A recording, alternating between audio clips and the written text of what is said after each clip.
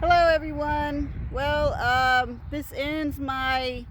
today is gonna end my tour of down here in New Jersey and Connecticut and some of the New England areas. I'm going back up to Alaska tomorrow. So I traveled down here to the Battlefield of Brandywine State Park. It's about an hour and a half from Fort McGuire. And we're just going to do a little tour of the battlefield. So the Battle of Brandywine was fought on September 11, 1777, which is, it's pretty, what a coincidence. I thought that was pretty ironic. They have a plaque here that gives a little bit of information about it. Basically on September 11, 1777, an American force of about 11,000 men, commanded by Washington. General Washington attempted to halt the British advance into Pennsylvania. The Americans were defeated near Chad's Ford on Brandywine Creek by approximately 18,000 British and Hessian troops under Howe. I've heard different numbers. I think I read somewhere that there were more American troops, but that might be a controversial, that might be questionable, how many more were there. But anyway, so something interesting about General Howe. So General Howe was here. Also Lord Cornwallis, who, as you know, Lord Cornwallis was the general who was in charge of the Yorktown battle. The last battle, one of the last battles of the American Revolution. So there's a lot of big names here as well. And so we're going to go take a look at it, take a look at the place. And there's a lot of hills. I kind of did a little looking around earlier.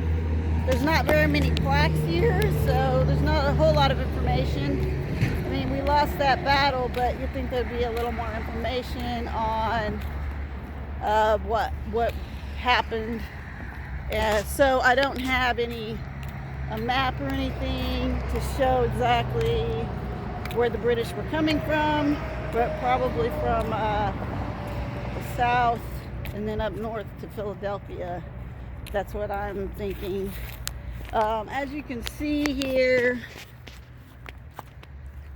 there are a lot of hills in this battlefield. We're able to see all the hills.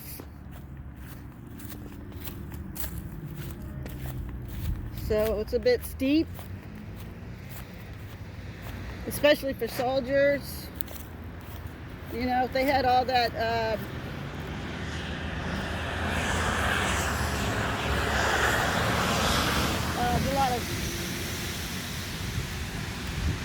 a lot of noise, but especially with the uniforms they had, it would have been quite hot. Even if it was in September, I feel like it would have been quite hot.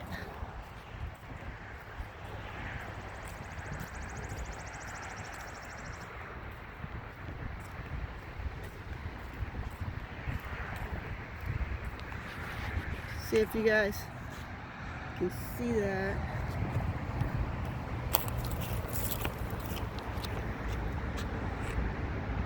Okay.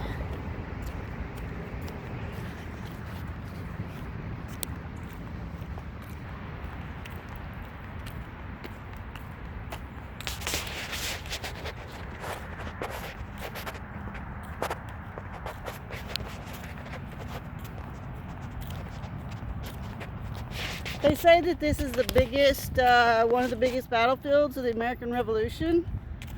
So it is quite a lengthy hike.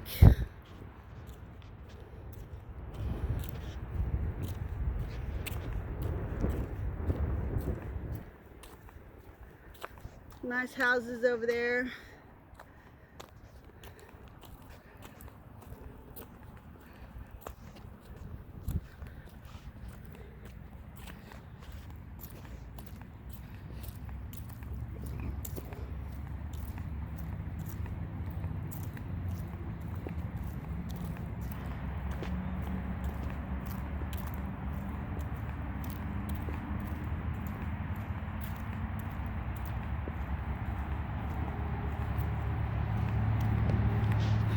So over here they have a plaque. I don't know if you can see it or not. To honor all who served in the founding, defense, and preservation of our great country, this flagpole is gratefully dedicated by the Colored Guard, Pennsylvania Society of Sons of the Revolution. So, as you can see,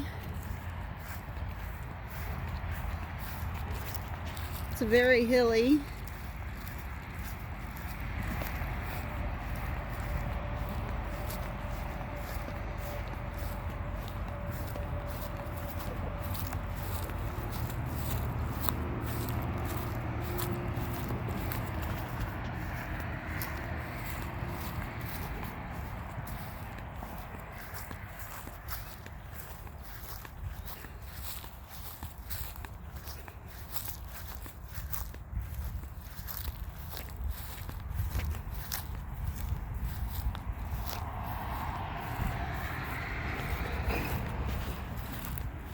Oh, they got a bridge over here, so that's good.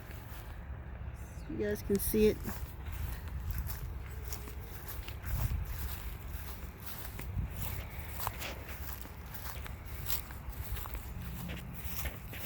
Just speaking from a soldier's perspective, this would have been pretty bad with the uniforms they wore at the time and just up and down these hills.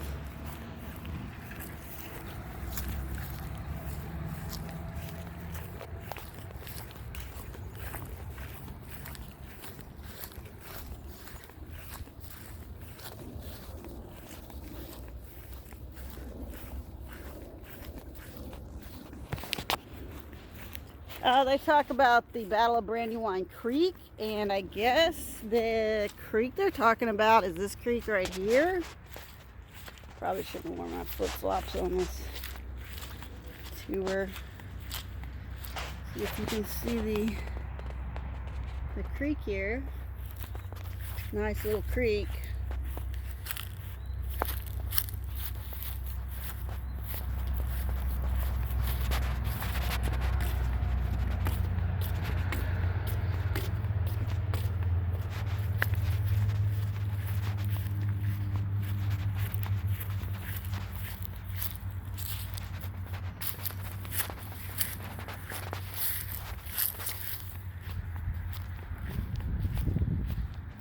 You guys can see what we're looking at. There we go.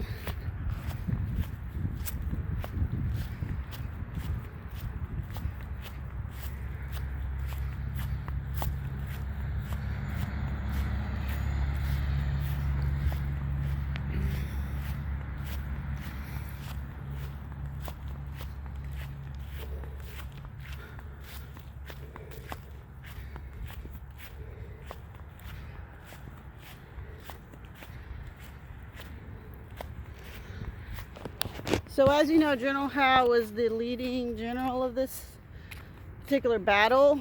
I don't know if I said earlier, but he had a brother, Admiral Howe, who was also in the Revolution, which was interesting. You had two brothers, British had two brothers.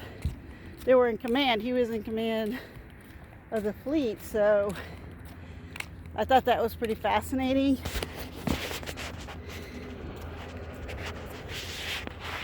Little picnic tables over here. That's the hill. That's where we came from right there.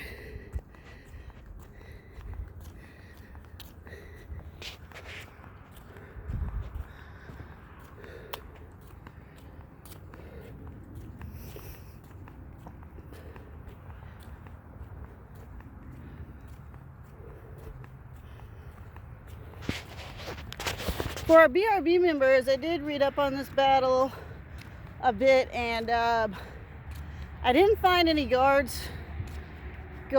I did notice that they mentioned the grenadiers a lot, but of course they're just attached to other units. There's no grenadier regiment that I know of that was here, but you know, it's a tick for the Grenadier Guards. It's something at least.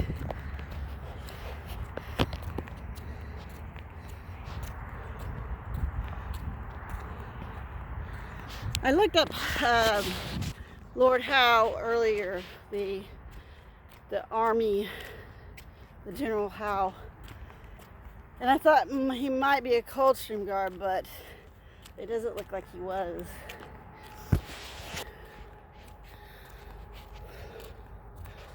From a military perspective, as we're all mostly military here on my Facebook page and the BRB, I noticed that there's a lot of these thorn bushes. I mean, I don't know if they had brush like this during the Revolutionary War, but if they did, a lot of people would get nicked. I know that these thorn bushes were over at Fort Necessity last week when I went over to Fort Necessity to look at Major General Braddock's grave. I got nicked by one of those thorn bushes, so they're everywhere. We're going up another hill.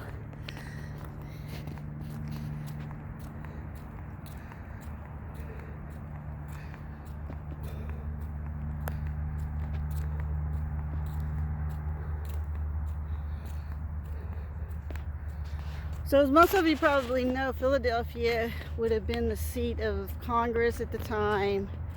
So they left out after they found out that the British had won this battle, obviously. So they left town. And let's see what we got here.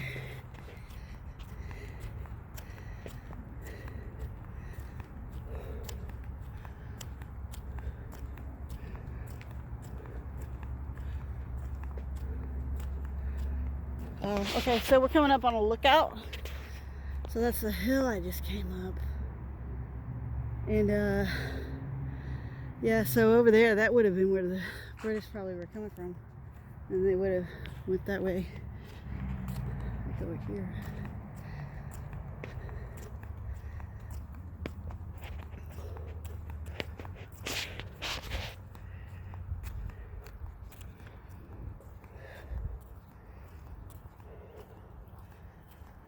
So I just come down here a little bit and show you guys.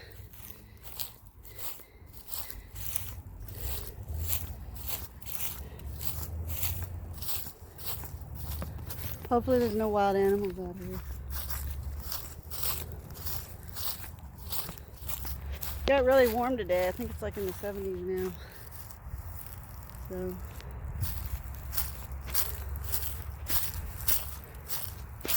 they've kept this battle site pretty nice and clean. It's pretty manicured, really.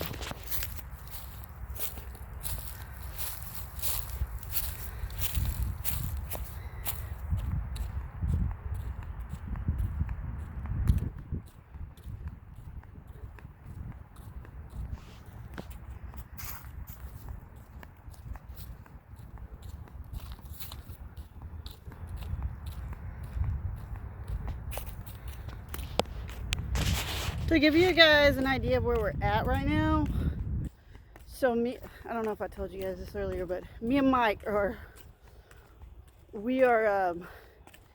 he's working at McGuire Air Force Base right now, so it's about an hour and 30 minutes from here. I thought it would be closer, and I was passing Philadelphia, and I think it was about a 30-minute drive from Philadelphia to here, which is still quite a ways from Philadelphia. So I thought that was kind of interesting, because I thought the battle would have been closer, like maybe 10-15 minutes from Philadelphia. You got these thorn bushes everywhere. Of course, that's not to say that the thorn bushes would have been around back then, but I don't know why it would have changed too much.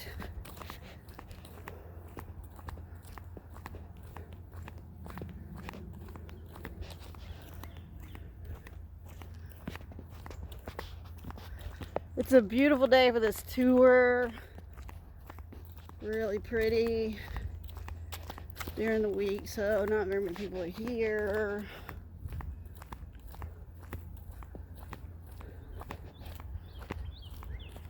you guys. And that was another hill going down that hill. Unfortunately, I got to go back up that hill, so that kind of sucks.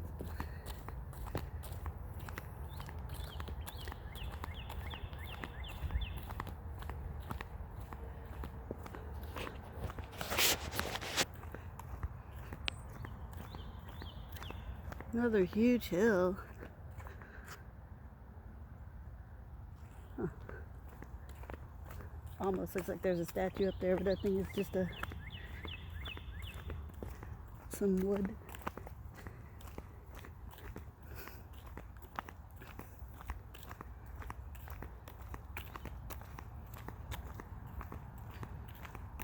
Oh, so I read that American casualties were about 1,300 and the British casualties were about 550, give or take. But, so, really a big loss on both sides. Obviously, the American side had more losses. But, yeah, so this was a lot of people in this one area. Oh, here's the river. I think this is the same river. And it just kind of winds around this battlefield. Going down another hill.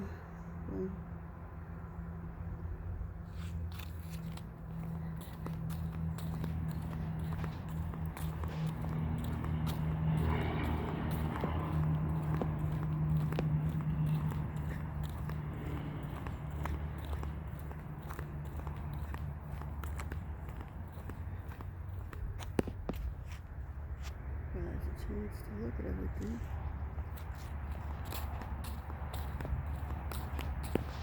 Like I said earlier, they did a good job with the they manicured the place pretty well, but it's not really, there aren't any plaques to explain much. I don't have a map because the visitor center's closed, so I'm not sure exactly from a military point of view where they were, where who was and where, but still pretty interesting.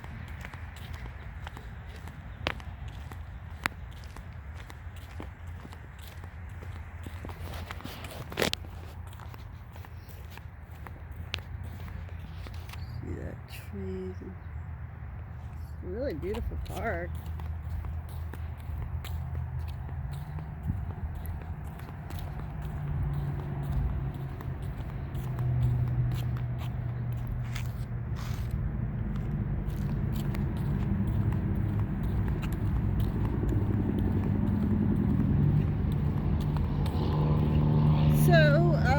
There is it's like there's a cemetery up here. Probably some of the soldiers are here. I wouldn't doubt that maybe some of the British soldiers are here.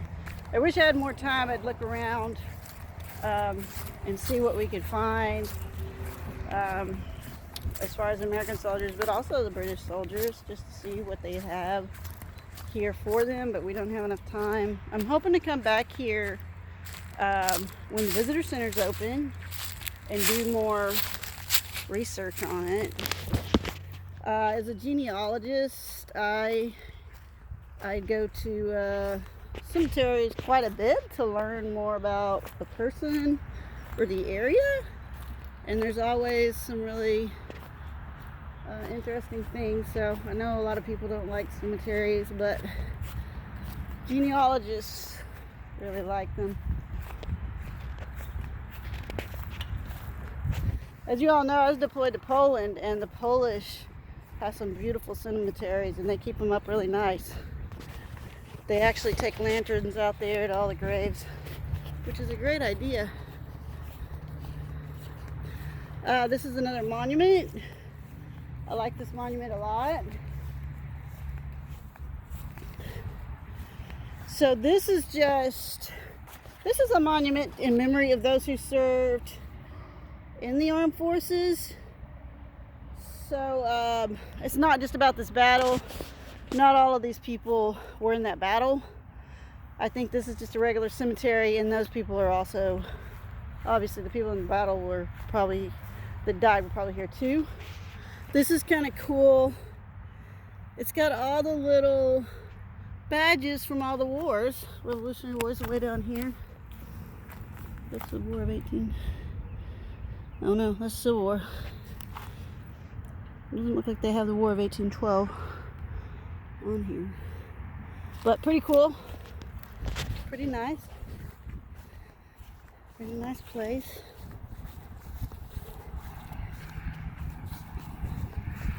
I would say that these two tombstones down here look pretty old. These two here, I wonder if these are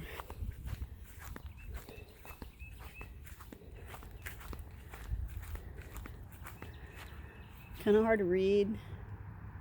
It's like a woman, so probably not a war veteran, but hey, you never know. Women were in the Revolutionary War, some of them were anyway. You never know who's going to get caught in the fire, so the crossfire.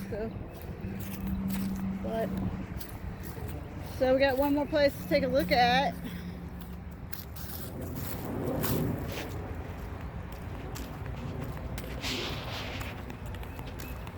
Not sure what that is. That might have been like a ammunition place, ammunition area. Here's the river again. Like it's kind of ending there. Oh no, it still goes. It goes all the way down. The river goes all the way down. Oh, there's a good snapshot of the cemetery.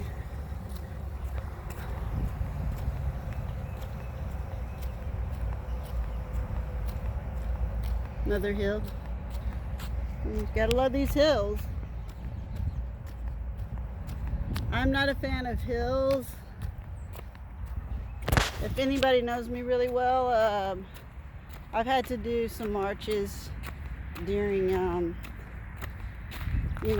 my Army career, and I am not good at ruck marching at all. And especially with the hills, that kills me.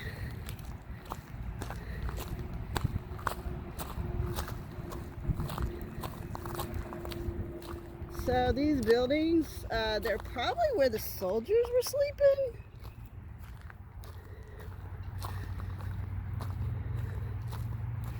And maybe they had the horses and other things. That looks kind of like a barn over there.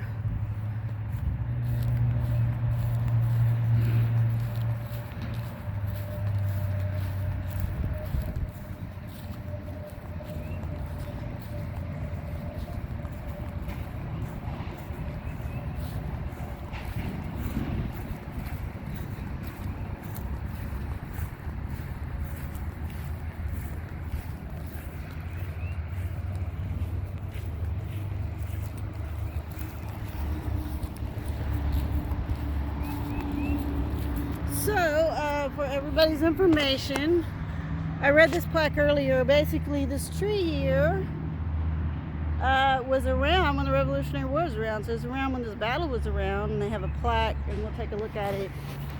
So this is pretty cool.